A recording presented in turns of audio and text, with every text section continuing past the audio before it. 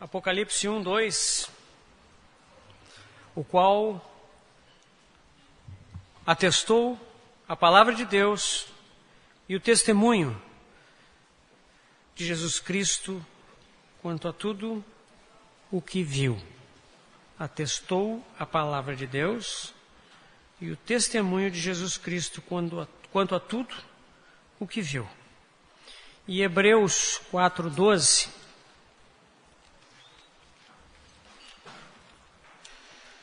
Epístola aos Hebreus 4:12, porque a palavra de Deus é viva e eficaz, e mais cortante do que qualquer espada de 2 gumes, e penetra até o ponto de dividir alma e espírito, juntas e medulas, e é apta para discernir os pensamentos e propósitos do coração. Vamos orar mais uma vez, irmãos. Pai querido, nós queremos continuar na Tua presença. Queremos pedir que Tu tires o véu do nosso coração. Possamos ver como Tu vês. Possamos ver as regiões celestiais. Possamos ver os Teus exércitos, o Teu propósito em torno do Teu Filho. Senhor, como lemos agora há pouco, o Senhor Jesus nos prometeu: vereis o céu aberto e os anjos de Deus subindo e descendo sobre o Filho do Homem. Queremos ver o Teu Filho, ó Pai, entronizado. Queremos ver o Teu Filho exaltado. Queremos ver o Teu Filho como a ligação do céu e da terra, como o meio pelo qual os Teus propósitos se realizam aqui nessa terra, Senhor. Abre os nossos olhos para isso. Pedimos no nome de Jesus. Amém.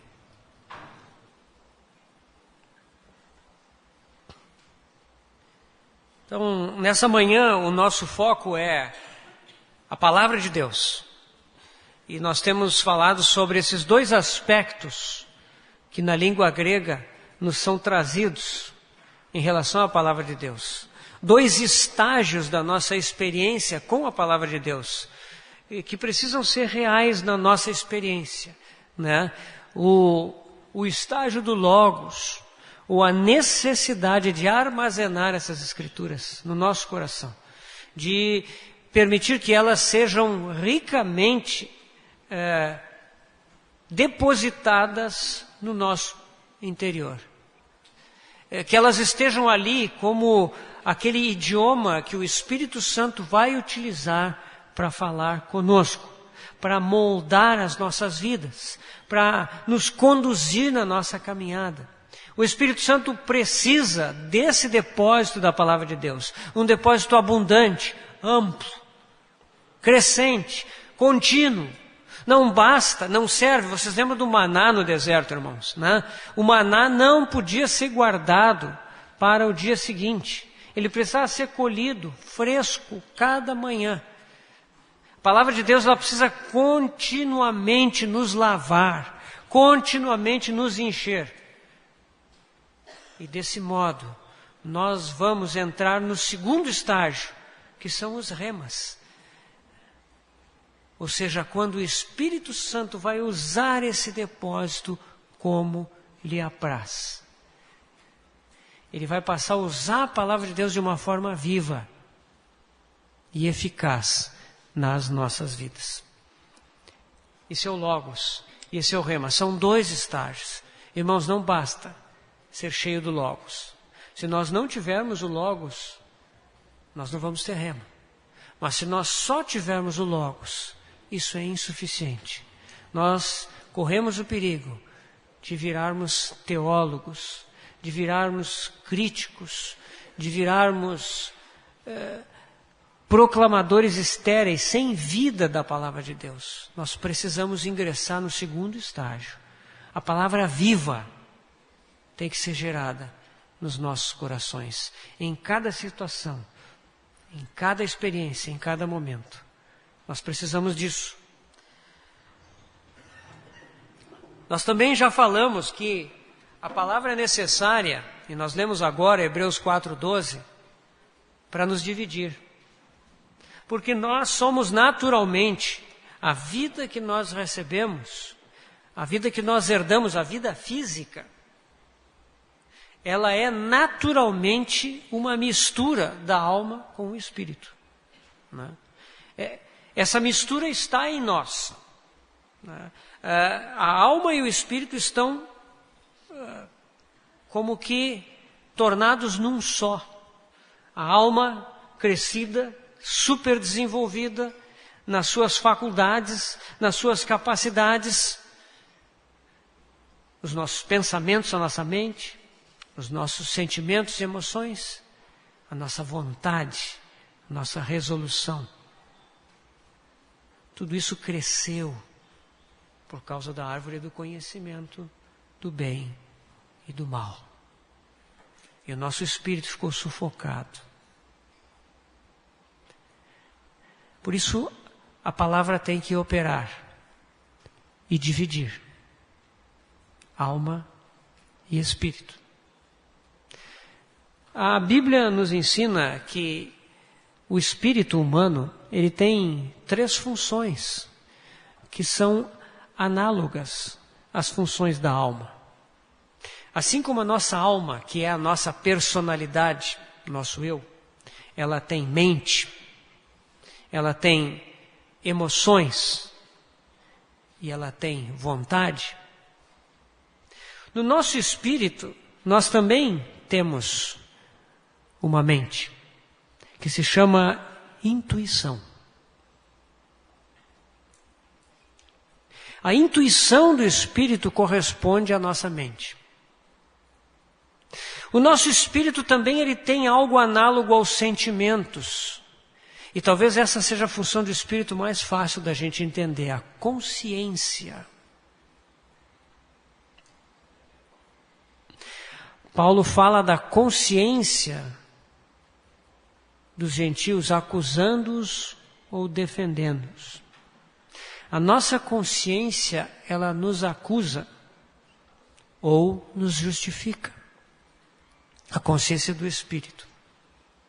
Por isso ela é análoga ao sentimento, né? Às vezes a gente perde a paciência e diz o que não devia para uma pessoa, né? E depois aquilo começa a nos incomodar, né? É bem possível que seja a nossa consciência. Nossa consciência lá dentro, ela nos reprova, acusa. No início da vida cristã, a consciência ela vai funcionar muito mais assim, reprovando, né? Mas à medida que nós vamos caminhando com o Senhor, a consciência também nos justifica. Às vezes nós agimos de uma forma e nós ficamos em dúvida. E lá dentro vem um sentimento, né? Esse é o caminho. E o nosso espírito também tem uma função análoga à vontade, que se chama comunhão. O espírito ele tem um desejo supremo, que é a comunhão com Deus. E quando o espírito está ativo, ele sempre nos empurra para esse lado, para a comunhão com Deus. Essa é a vontade do espírito, comunhão. Eu estou citando essas coisas que talvez sejam difíceis de explicar, porque a única maneira de nós entendermos é a experiência. Somente quando a palavra de Deus divide, corta, é que nós começamos a ver. Enquanto a palavra não divide, é muito difícil saber se o meu sentimento é de Deus ou é meu. Se a reação que eu tenho diante de algo é minha própria ou é do Senhor. Se a vontade que eu tenho de fazer alguma coisa é algo gerado em mim mesmo, ou foi o Senhor que colocou no meu espírito? Se o plano, se a ideia, se o pensamento que eu tenho É dele ou é só meu? Quando a palavra de Deus vai nos lavando, vai operando, ela começa a deixar isso claro. Isso é algo que acontece pela experiência. Experiência com o Senhor. Então, se você não sabe explicar isso direito, não tem tanto problema. A questão é se você deseja isso. Peça para o Senhor. No entanto, eu penso, irmãos, que é necessário algo na nossa posição diante do Senhor. Nessa questão da palavra de Deus, do Logos se transformar em rema.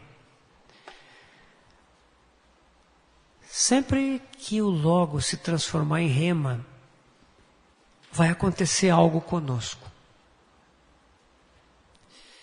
A palavra de Deus vai nos confrontar. Porque toda vez que a palavra de Deus é revelada para nós, ela revela a Cristo e ela revela a nós mesmos. Toda vez que a palavra de Deus é revelada, ela traz luz e isso expõe as nossas trevas. Se eu estudar geografia, se eu estudar a história do Uzbequistão, isso não vai afetar a minha vida. Isso vai simplesmente acumular informação no meu cérebro que pode ser útil se eu estou planejando alguma coisa nesse tema. A palavra de Deus é de natureza diferente. Quando nós estudamos a palavra de Deus,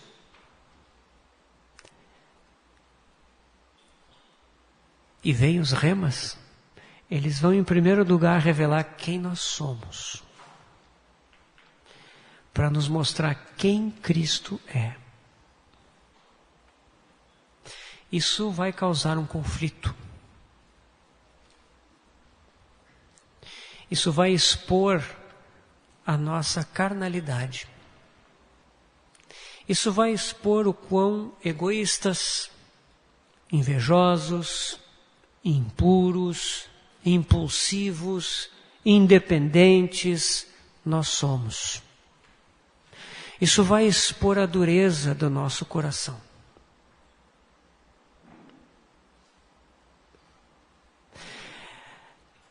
Isso vai revelar aquilo que é descrito pelo apóstolo Paulo lá em Gálatas capítulo 5. O conflito entre a carne e o Espírito.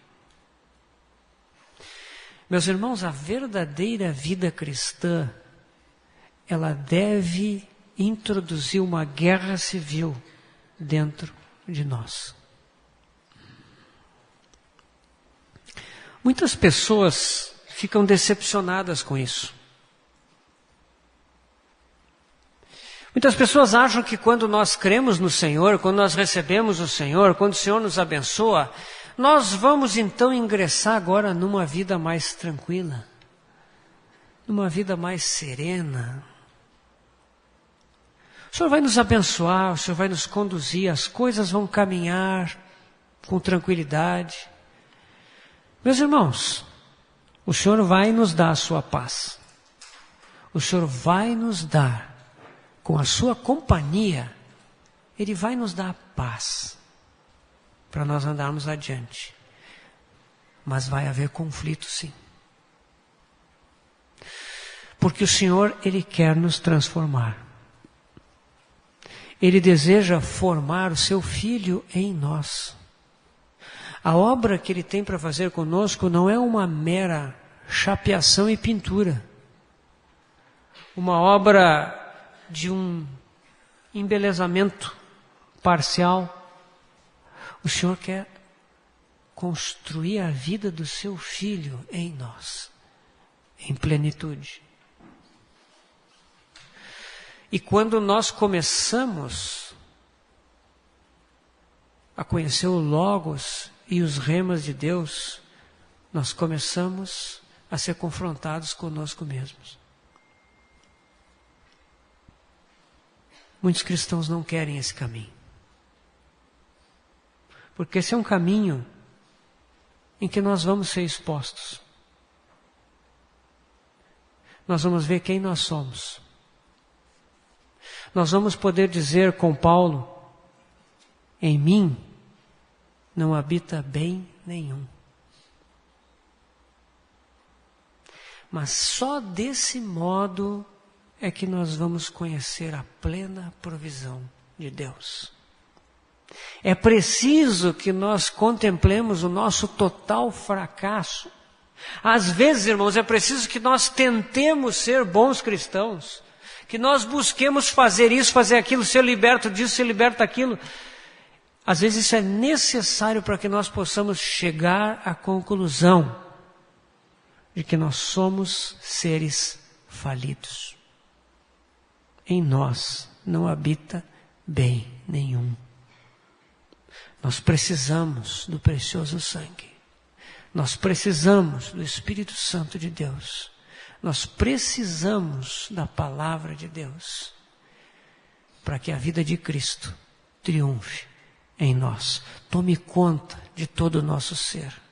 Derrube as fortalezas que ainda existem no nosso coração, aonde nós tentamos resistir. Derrubem as nossas tentativas de defender o nosso eu, de defender o nosso velho homem. Então, eu chamo a atenção por isso. Você já reconhece esse conflito? Esse conflito precisa ser reconhecido. A natureza da vida cristã é o reconhecimento desse conflito.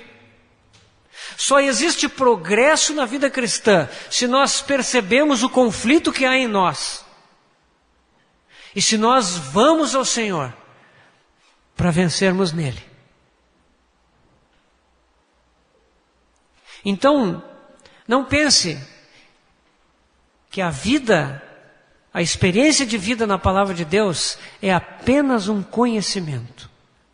É apenas um crescer em conhecer os livros da Bíblia. Nós precisamos ir um passo adiante, irmãos. Nós precisamos permitir que essa Bíblia interfira na nossa vida. Que essa Bíblia limpe os nossos pensamentos erráticos. Que essa Bíblia limpe os nossos padrões mundanos. Que essa Bíblia seja usada pelo Espírito Santo para controlar o nosso muito falar. As nossas reações destemperadas. As nossas omissões. Então é muito importante nós guardarmos isso no coração. A palavra de Deus é viva e eficaz, e ela corta, divide alma e espírito. É apta para discernir os pensamentos e propósitos do coração. Meus irmãos, nós estamos indo em direção a algo que vai nos examinar, que vai nos sondar. Porque essa palavra tem um propósito. Cristo vivendo em nós. Ela quer nos transformar. Receba essa palavra com alegria. Acolha as correções dessa palavra. Acolha quando essa palavra cruza com a sua vida, contrariando a você mesmo. Receba essa palavra com alegria. Isso é o rema. O verdadeiro rema é aquele que vem e mostra as minhas trevas e a luz que há em Cristo. Nós precisamos desses remas para que Cristo viva em nós. Esse é o processo. Essa é a maneira como as coisas funcionam juntos. O Logos e o rema. E nós progredimos quanto mais conscientes nós estamos desse conflito entre a carne e o Espírito. Nós precisamos disso. A vida de João e de seu irmão Tiago é uma ilustração interessante desse processo de transformação. Quem era o discípulo João e o seu irmão Tiago. Lá em Marcos 3,17, quando eles são chamados pelo Senhor, nós temos uma informação interessante sobre eles. Marcos 3,17. O Senhor está dando os 12, o nome dos 12 que ele escolheu. E aí ele diz assim: Tiago, filho de Zebedeu, e João, seu irmão, aos quais deu o nome de Boanerges, que quer dizer filhos do trovão. Por que será filhos do trovão? Isso é uma característica pessoal de João e de Tiago. Aí, quando nós vamos um pouco mais adiante em Marcos, lá no capítulo 9, versículo 38.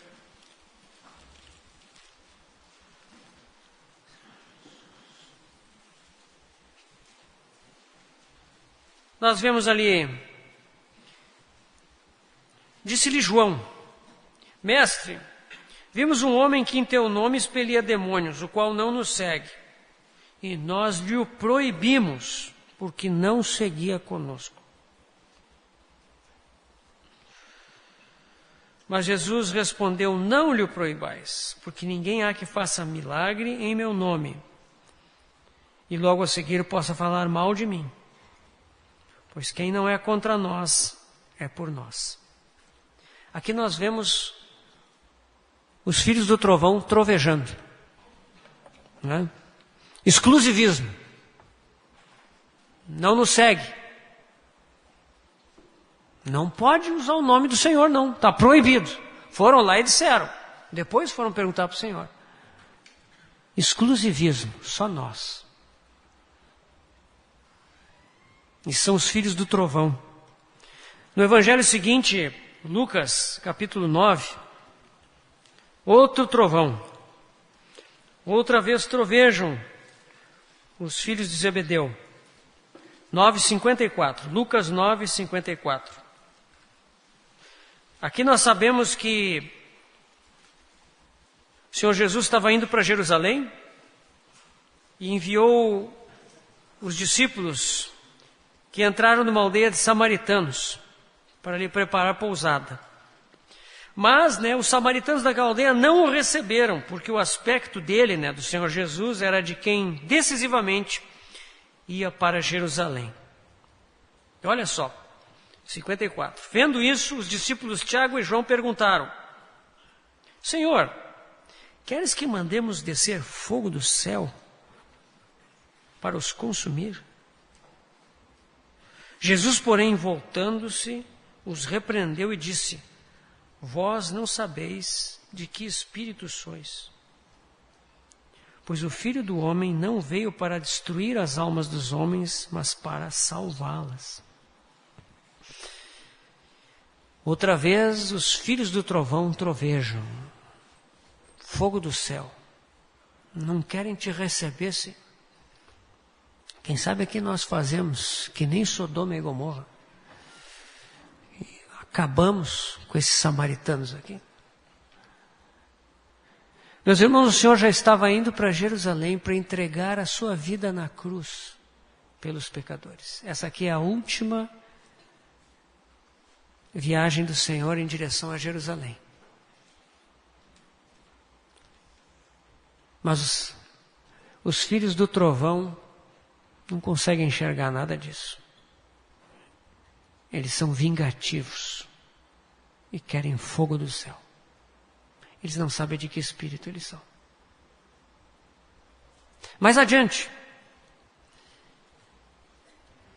em Mateus 20, quem não quiser abrir, Mateus 20, de 20 a 24, eles foram capazes de pedir para sua mãe, que era a tia do Senhor Jesus, para que ela intercedesse a favor deles, para que eles tivessem um lugar à direita e outro à esquerda do Senhor Jesus.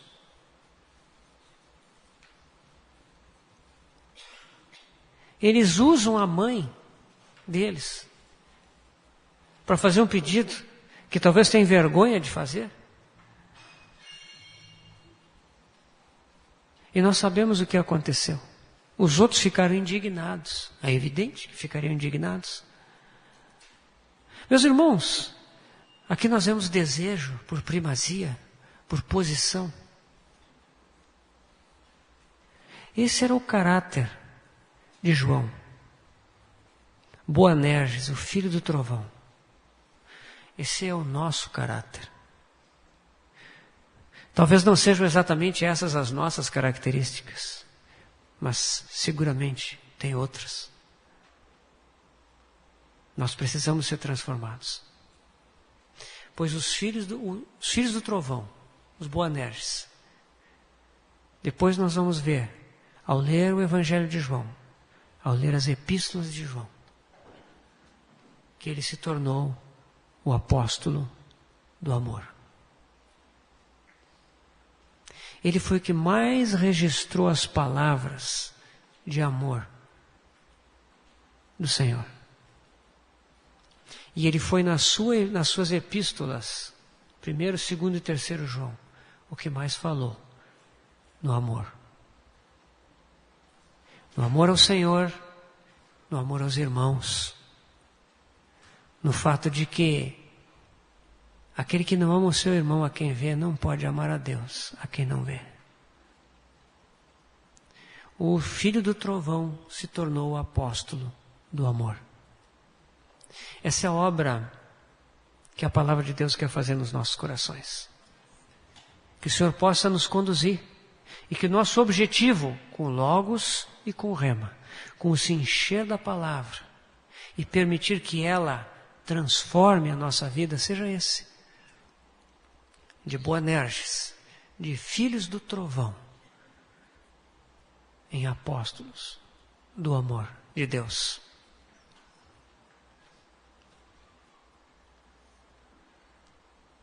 Eu gostaria de, como ilustração, trazer uma outra história para essa segunda parte, em relação ao processo de transformação do Logos em Rema. E para isso, gostaria de ler lá em Daniel 9, um trecho que também foi recomendado que vocês lessem para essa conferência, capítulo 9 de Daniel. Nesse trecho aqui, o profeta Daniel já é idoso. Ele já tem mais de 80 anos aqui. Ele já serviu a Deus e aos imperadores mundiais por muito tempo. Daniel saiu muito cedo, entre os 15 e 20 anos, ele foi levado para o exílio. Ele era um jovem que nasceu na época do grande avivamento do rei Josias. O rei Josias foi um rei piedoso, todos vocês, eu imagino, conhecem a história do rei Josias. Um rei piedoso, temente a Deus, e que foi usado para restaurar a fé de Israel. Foi o último dos reis piedosos que o reino de Judá teve. Durante aquele avivamento, durante aquele processo de restauração, Deus levantou o profeta Jeremias, que esteve muito ativo naquele tempo. Pois quando Jeremias começou a profetizar, e Josias estava iniciando a sua reforma, que Daniel nasceu. E provavelmente Daniel nasceu filho de pais piedosos, de pais que amavam e temiam a Deus. Porque só isso explica a fidelidade de Daniel, quando já estava no exílio na Babilônia. Então, ele nasceu naquele ambiente tão favorável, tão propício. Mas depois que o rei Josias morre, os sucessores de Josias não têm o mesmo coração que ele. São reis ímpios. E por causa disso, Deus tem que enviar o juízo sobre a nação de Judá. Nabucodonosor vem, cerca Jerusalém e leva alguns exilados, que são levados como que cativos para garantir que o reino de Judá não se rebelará do domínio babilônico. Ao mesmo tempo, o rei Nabucodonosor, como fazia com as outras nações que conquistava, ele deseja sempre arrebanhar aquela elite intelectual, aqueles jovens nos quais ele vê capacidade para servir no seu império. Então Daniel é levado para estudar a ciência, a arte, inclusive a religião dos babilônios. Vocês conhecem a história toda, né? Entre 15 e 20 anos ele tinha quando isso aconteceu.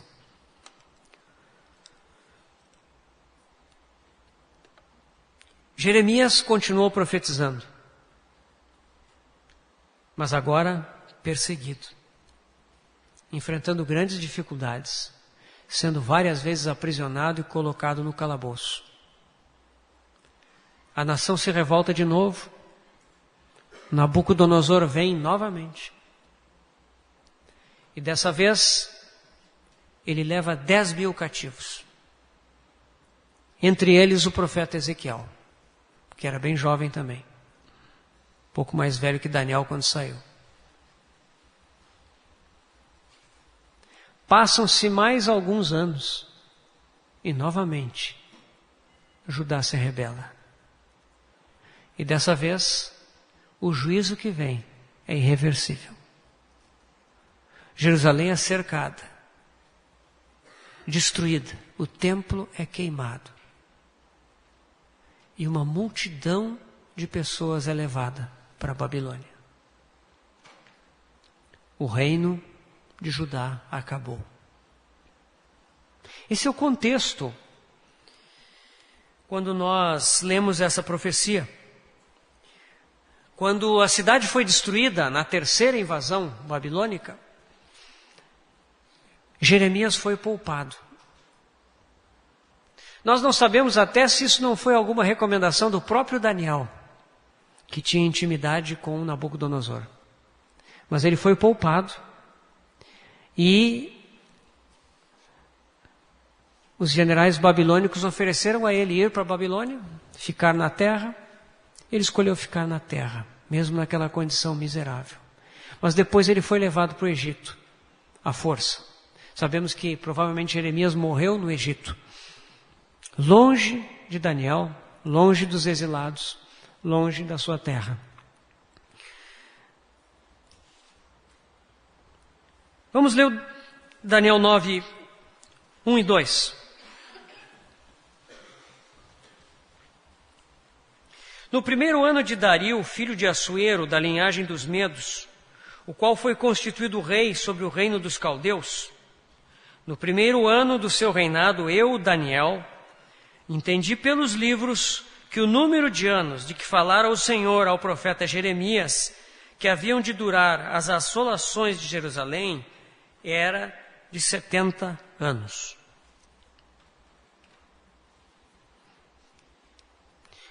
Aqui nós vemos o profeta Daniel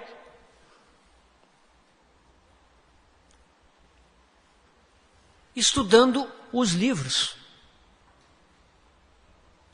Que livros são esses? Sabemos que Daniel era um estudioso das Escrituras. Mas aqui ele tem os livros do profeta Jeremias. Meus irmãos, nós já vimos que eles eram meio que contemporâneos. Eles deveriam ter cerca assim de 20 anos de diferença de idade. Claro, Daniel aqui está com 80. Provavelmente Jeremias já havia falecido. Mas o que eu quero dizer, a profecia de Jeremias é recente. O cânon do Antigo Testamento nem tinha sido fechado ainda. Isso aconteceu na época de Esdras, bem mais tarde. Eles tinham a lei, eles tinham os salmos, alguns livros de sabedoria. Esse livro do profeta Jeremias, ele não era um livro canônico, provavelmente. Mas Daniel sabia do valor desse profeta. E de alguma forma Daniel conseguiu um rolo com as profecias de Jeremias. Daniel não tinha como encomendar isso pela internet. Seria bem mais fácil. Nem tinha como baixar isso de algum site. Jeremias estava lá no Egito.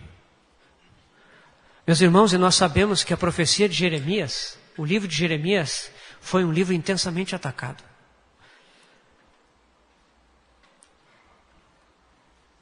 Lá em Jeremias 36, se vocês não quiserem abrir, não precisa, mas em Jeremias 36 nos conta uma história muito curiosa. Jeremias estava na cadeia. Estava preso. E a palavra do Senhor veio a ele dizendo: toma um rolo, um livro, escreve nele todas as palavras que te falei contra Israel, contra Judá e contra todas as nações, desde os dias em que te falei, desde os dias de Josias até hoje. Nós sabemos que Jeremias, então, ditou as suas palavras proféticas e Baruque, o seu assistente, escreveu no rolo. Então, como ele estava encarcerado, ele pediu ao Baruque que levasse aquilo à casa do Senhor e que lesse para os sacerdotes. Aquele livro que havia sido redigido, que certamente levou um bom tempo, o livro de Jeremias é longo, foi lido. E os sacerdotes ficaram espantados. E os sacerdotes levaram esse livro ao rei Jeoaquim, um dos sucessores iníquos de Josias. Você sabe o que o rei fez? Olha só. O rei estava sentado na casa de inverno. E o escrivão veio e leu o livro diante do rei. Diante do rei estava um braseiro aceso. Tendo Jeude lido 3 ou 4 folhas do livro, né?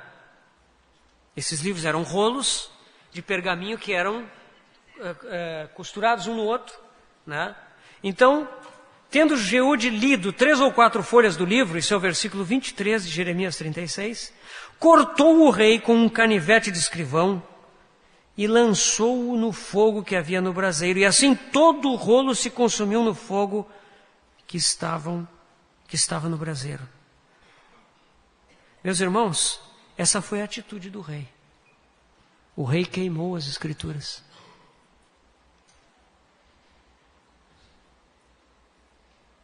Pela graça de Deus, se nós continuarmos lendo, nós vamos ver que Deus manda Jeremias escrever um novo rolo.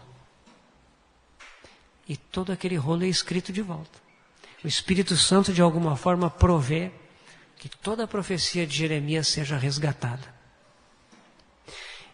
Essa profecia foi salva do fogo e chegou até Daniel. Por algum milagre, algum judeu saiu do Egito e foi parar na Babilônia. E Daniel recebeu aquele rolo. E aqui no capítulo 9 nós vemos Daniel examinando esse rolo. E ele chega no capítulo 29 de Jeremias.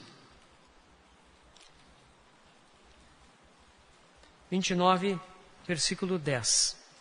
Jeremias 29, 10. Assim diz o Senhor: logo que se cumprirem para a Babilônia 70 anos, atentarei para vós outros e cumprirei para convosco a minha boa palavra, tornando a trazer-vos para este lugar.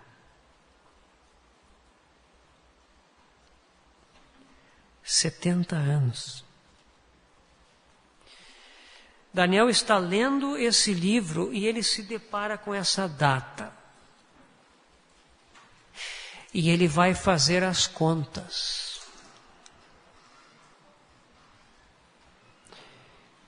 E ele descobre. Nós não vamos poder fazer a matemática aqui, mas há autores que já fizeram isso. Tem um irmão britânico chamado Sir Robert Anderson. Se vocês lerem o comentário dele sobre Daniel, ele faz toda a tabulação das datas e dos anos. Meus irmãos, Daniel descobre que aquele é o 70º ano, o ano de número 70. Meus irmãos, que descoberta. Ele está estudando as Escrituras e ele descobre os tempos de Deus.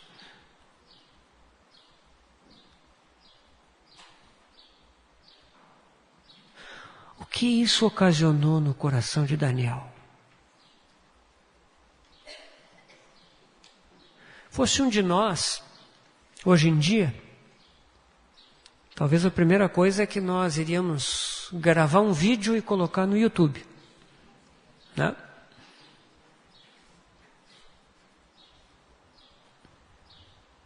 Quantas pessoas têm colocado vídeos no YouTube dizendo de datas? Data de arrebatamento. Eu não sei quantas vocês já devem ter visto. Eu já vi umas 3 ou 4 nos últimos anos. Outros talvez resolvessem ser mais sofisticados, escrever um livro, publicar, sair dando palestras por aí. Meus irmãos, Daniel tinha um coração pelo propósito de Deus. E quando ele percebeu que os 70 anos estavam se completando, o que ele fez?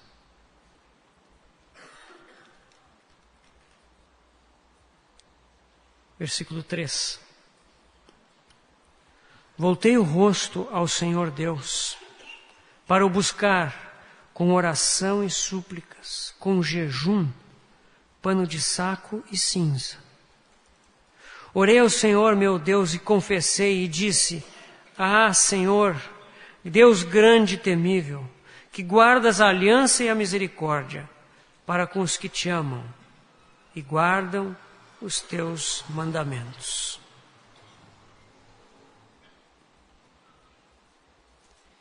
Ele vai orar. É uma oração muito intensa. Ele decide fazer um jejum.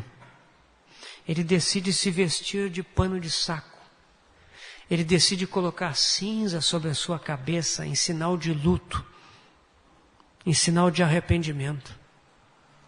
Claro, irmãos, que nós não vamos fazer isso hoje, mas naquela época, essas coisas visíveis eram expressões do coração. Daniel deseja que Deus veja que o seu coração é genuíno.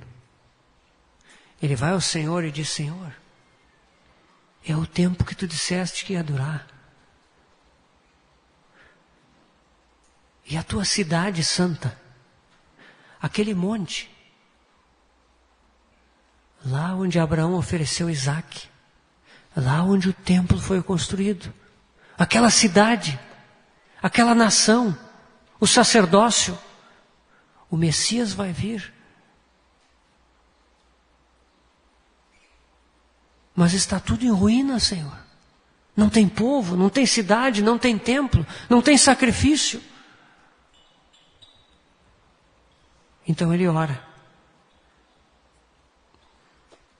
Temos pecado e cometido iniquidades. Procedemos perversamente e fomos rebeldes, apartando-nos dos teus mandamentos e dos teus juízos.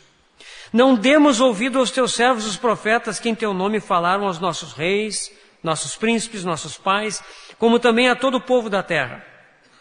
A ti, ó Senhor, pertence a justiça, mas a nós o corar de vergonha, como hoje se vê. Aos homens de Judá, os moradores de Jerusalém, todo Israel, quer os de perto, quer os de longe, em todas as terras por onde os tens lançado, por causa das suas transgressões que cometeram contra ti. Ó Senhor, A nós pertence o corar de vergonha, aos nossos reis, aos nossos príncipes e aos nossos pais, porque temos pecado contra ti. Ao Senhor nosso Deus pertence a misericórdia e o perdão, pois nos temos rebelado contra Ele. E não obedecemos à voz do Senhor, nosso Deus, para andarmos nas suas leis, que nos deu por intermédio dos seus servos os profetas. Sim, todo Israel transgrediu a tua lei, desviando-se para não obedecer a tua voz. Por isso a maldição e as imprecações que estão escritas na lei de Moisés, servo de Deus, se derramaram sobre nós, porque temos pecado contra ti. Ele confirmou a sua palavra que falou contra nós e contra os nossos juízes que nos julgavam, e fez vir sobre nós grande mal, porquanto nunca, debaixo de todo o céu, aconteceu o que se deu em Jerusalém. Como está escrito na lei de Moisés, todo esse mal nos sobreveio. Apesar disso, não temos implorado o favor do Senhor, nosso Deus, para nos convertermos das nossas iniquidades e nos aplicarmos à tua verdade. Por isso, o Senhor cuidou de trazer esse mal sobre nós e fez vir sobre nós, pois justo é o Senhor, nosso Deus, em todas as suas obras que faz, pois não obedecemos a sua voz. Na verdade, ó Senhor Deus, que tiraste o teu povo da terra do Egito com mão poderosa e a ti mesmo adquiriste renome, como hoje se vê, temos pecado e procedido perversamente. Meus irmãos,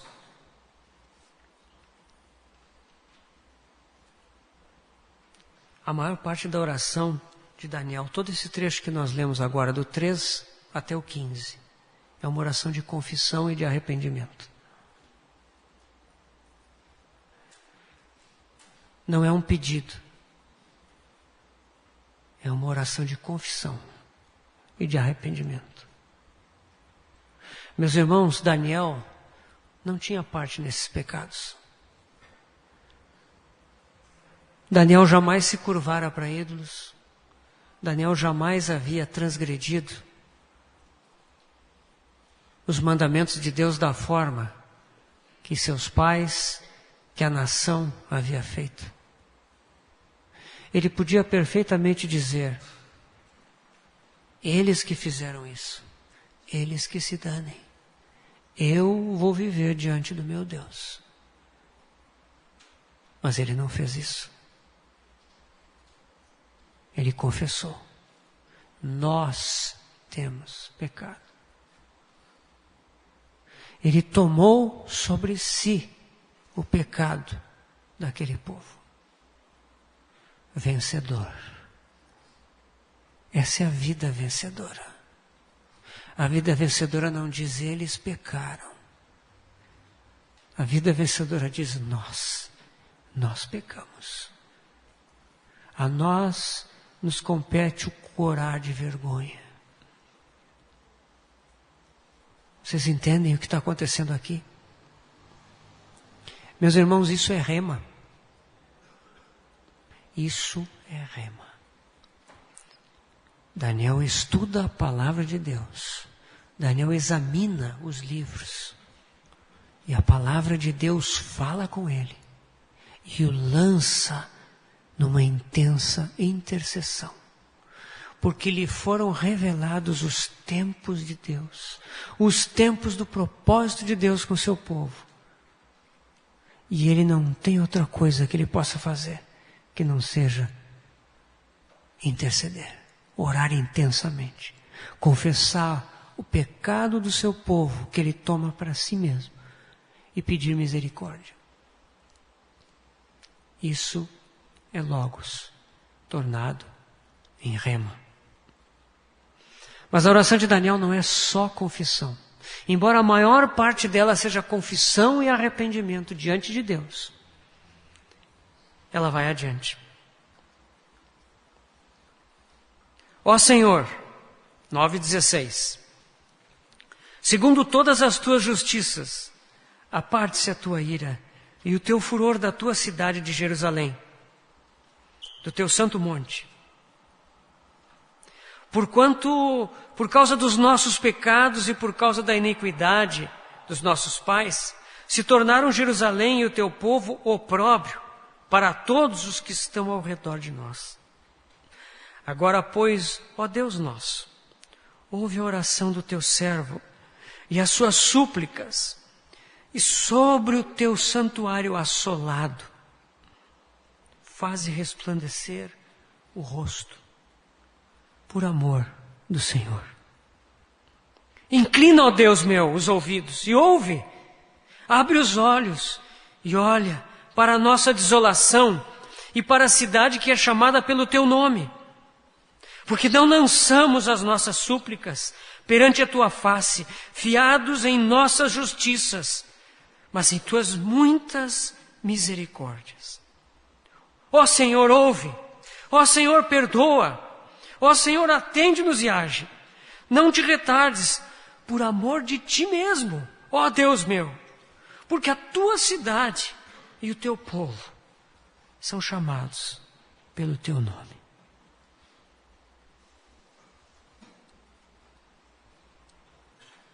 A oração é de confissão, mas também é uma petição, um clamor, para que Deus cumpra o seu próprio propósito. Sim, o seu povo envergonhou o seu nome, mas Deus se propôs a ter um povo no qual o seu nome habita. E Daniel clama: resgata o teu povo, lembra do teu santuário assolado, o templo queimado e destruído. Faz sobre ele resplandecer o teu rosto por amor do teu próprio nome. Senhor, pensa no teu propósito. Ser glorificado apesar de nós. Esse é o clamor do vencedor.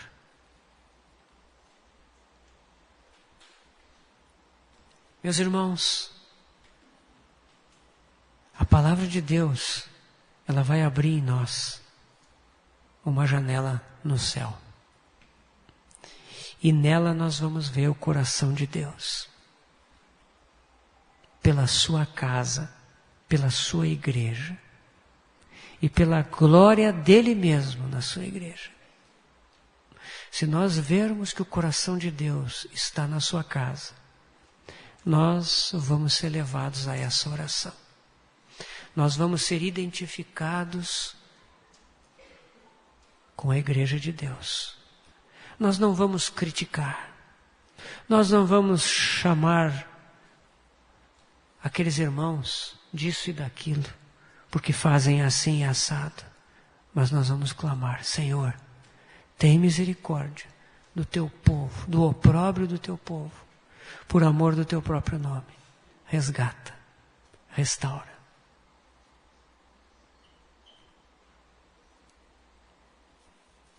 Falava eu ainda, e orava, e confessava o meu pecado e o pecado do meu povo de Israel, e lançava a minha súplica perante a face do Senhor meu Deus, pelo monte santo do meu Deus. Falava ainda na oração, quando o homem Gabriel, que eu tinha observado na minha visão ao princípio, veio rapidamente voando e me tocou, a hora do sacrifício da tarde. Meus irmãos, Daniel guardava os horários do funcionamento do templo. Ele guardava a hora do sacrifício da manhã e a hora do sacrifício da tarde. Mais de 60 anos,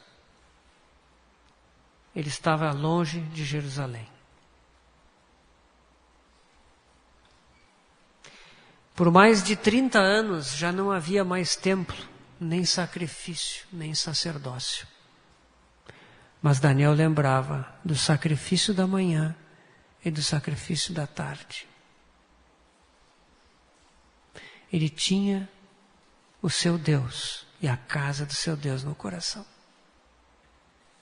Por causa disso, ele foi ouvido. E você lê lá em Esdras, no capítulo 1, você vê que naquele mesmo ano saiu o decreto de Ciro, o rei da Pérsia, conclamando todo aquele que é do povo de Israel a se juntar e a retornar a Jerusalém e a reconstruir a casa do Deus de Jerusalém.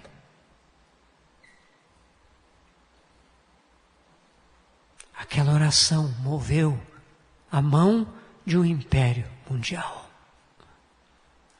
E Ciro enviou de volta os utensílios do templo para que a casa de Deus voltasse a funcionar. O remanescente foi despertado.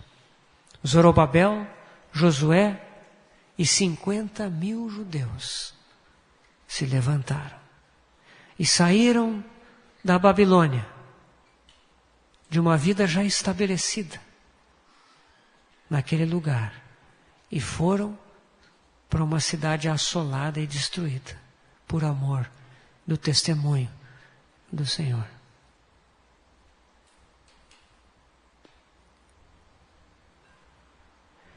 Se nós formos examinar a palavra de Deus, o Senhor vai levantar isso no nosso coração, irmãos. Se nós formos olhar os livros, o Senhor vai nos mostrar o seu programa para hoje. E quando nós vemos o seu programa hoje, Ele vai nos mostrar a sua casa, a igreja. E Ele vai nos levar a clamar pela sua casa. Porque o seu filho vem. E o seu filho precisa ter a noiva ataviada para ele mesmo. Logos e Rema. Daniel examinando os livros. E Deus se revela.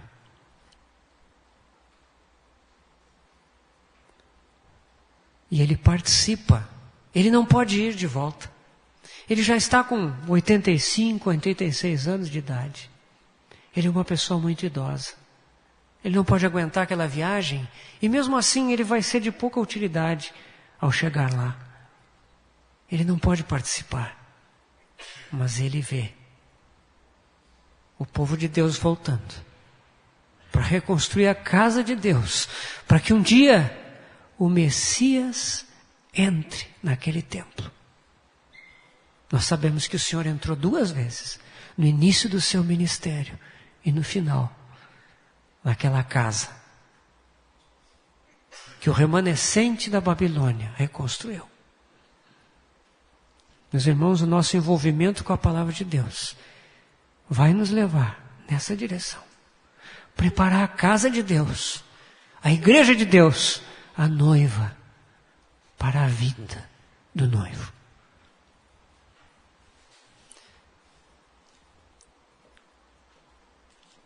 Mas mais do que isso, versículo 22, já vamos acabar, irmãos. Ele queria instruir-me, o anjo Gabriel, né? Falou comigo e disse: Daniel, agora saí para fazer-te entender o sentido.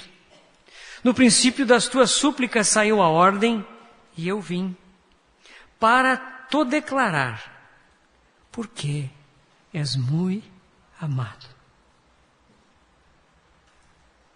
Considera, pois, a coisa e entende a visão. Eu vou ler aqui do 24 ao 27, corrigindo a palavra semana, que não está no original. Tá?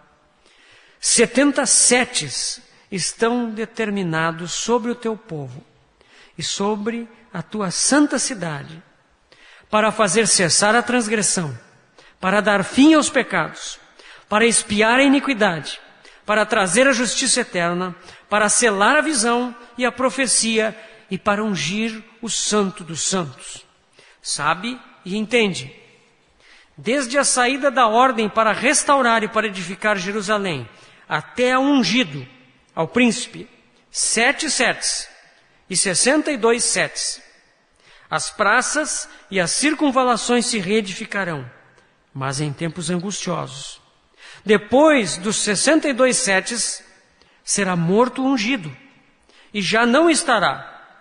E o povo de um príncipe que há de vir destruirá a cidade e o santuário.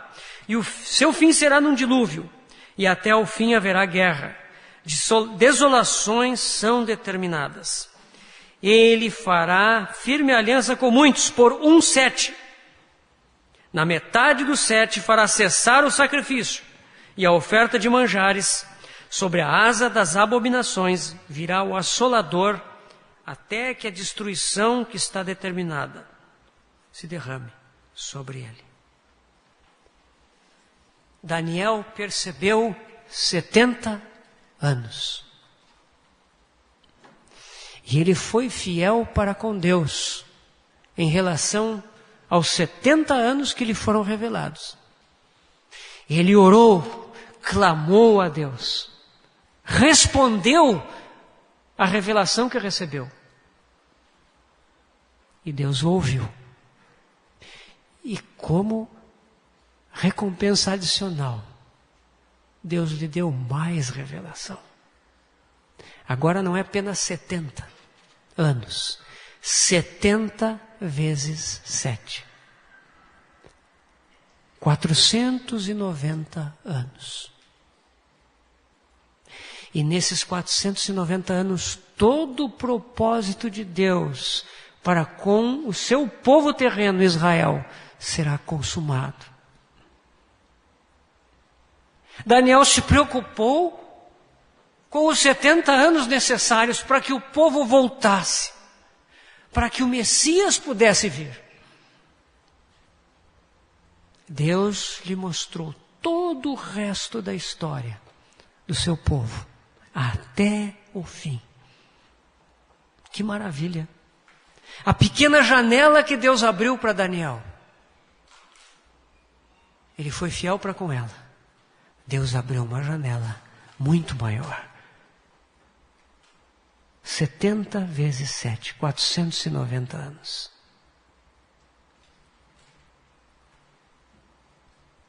São 70 setes. Aqui nós vemos... Primeiro são 7 setes, ou seja, 49 anos. Depois são 62 setes, né? O que vai acontecer nesse período?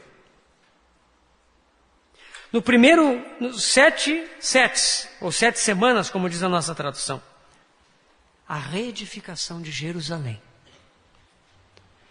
Leiam o livro do irmão Robert Anderson sobre as 70 semanas de Daniel, e vocês vão ver. Nesse intervalo de anos, sai a ordem, e em 49 anos, Jerusalém é restaurada. Neemias completa a construção dos muros da cidade.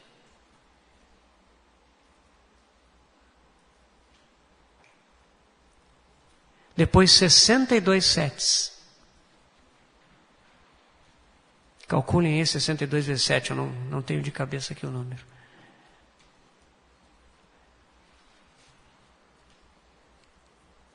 Até o ungido, o príncipe. Meus irmãos, aquele que amava a vinda do seu Messias, recebeu a revelação de quando ele viria. Nós não sabemos quando ele vai vir segunda vez, mas Daniel soube quando ele viria pela primeira vez.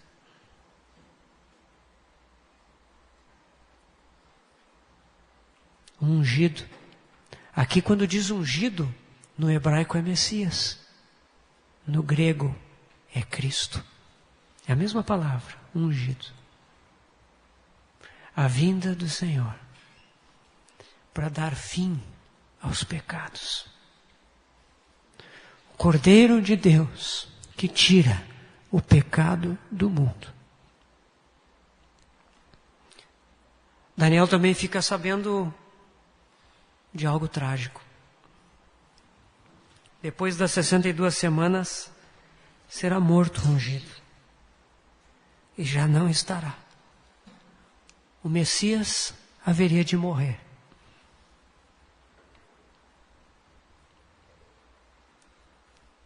E de fato nós sabemos que ele morreu. Morreu pelos nossos pecados. Morreu para nos comprar da escravidão, para nos tirar do inferno e para nos trazer para Ele. Ainda falta uma semana. 69 setes já se cumpriram. Essa semana ainda virá. Nós sabemos que esse príncipe fará uma aliança com o povo judeu por uma semana.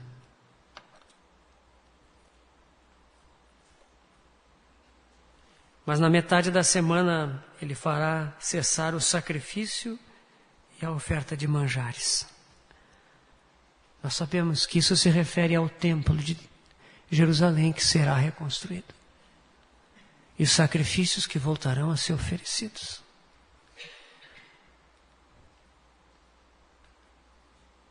Isso em breve vai acontecer. Isso é uma das 20 profecias. O templo reconstruído.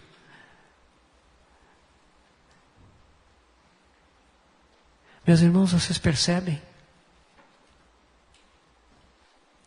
Daniel percebeu o tempo em que vivia. Pelos livros, pela escritura. O céu foi aberto. E ele pôde perceber as realidades espirituais. Que o Senhor possa abrir os nossos olhos. Hoje nós devemos ir às Escrituras. E Deus vai nos mostrar o que Ele está fazendo hoje. O que será que Deus está fazendo agora? Quais são os detalhes do programa de Deus para o nosso tempo? Nós sabemos? Nós estamos alertas? Nós queremos conhecer? Se for só para conhecimento, nós vamos ter que ler muitas teorias, doutrinas, livros, interpretações, escolher a que mais nos agrada. Mas se nós temos um coração pela vinda do reino de Deus, pela vinda do rei e pelo preparo da sua noiva para Ele mesmo, o céu vai ser aberto. E nós vamos ver. E nós vamos ser chamados a participar, chamados a interceder, chamados a servir. Nós vamos ser despertados. Meus irmãos, isso é o Logos, isso é o Rema. Isso é a obra da palavra de Deus no nosso coração. Ser como João, como Daniel. Que os nossos olhos sejam abertos. Que nós sejamos despertados para ver a natureza do dia em que nós estamos vivendo. E entender como as milícias celestiais estão se movendo hoje. E elas se movem para entronizar o Filho de Deus que breve vem. Ele vem muito em breve. E com Ele traz o seu reino. E isso será uma ocasião de grande alegria para todos nós. Que os nossos olhos sejam abertos. Vamos orar.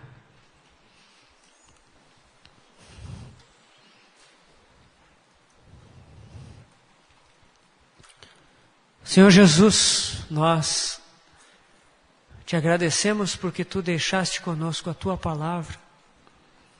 Obrigado porque esta palavra sobreviveu a tantos testes, a tantas tentativas de destruição, e Tu a preservaste. Ajuda-nos a examinar a Tua palavra e Te encontrar, Senhor Jesus, e encontrar o Teu propósito, e encontrar o que Tu estás fazendo hoje e agora, e seguir-te, cooperando contigo, participando do Teu programa. Queremos ver-te, Senhor. Queremos participar do arrebatamento do Filho varão.